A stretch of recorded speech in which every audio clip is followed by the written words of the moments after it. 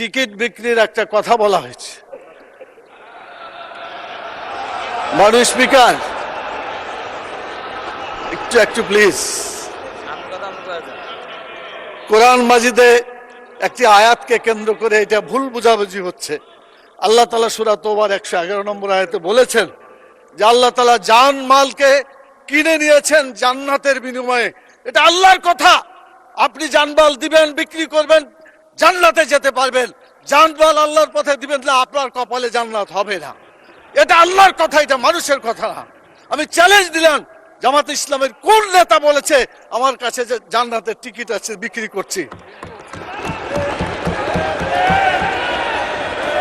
মাননীয় প্রধানমন্ত্রীকে জবাব দিতে হবে কেন তিনি এটা বলছেন।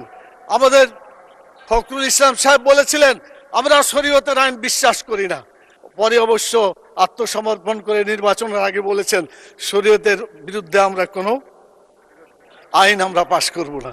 তো ধন্যবাদ ওনাকে যে অন্তত তওবা করে ফিরে এসেছেন। আমরা আল্লাহর আইন চাই, আপনারা আল্লাহর আইনের বিরোধিতা করবেন না বলেছেন। অতএব আসুন বাংলাদেশে মানুষের আইনের কবর রচনা করে কোরআনের আইন প্রতিষ্ঠা করি। রব্বুল আলামিন আল্লাহ তাআলা আমাদেরকে সে তৌফিক দান করুন।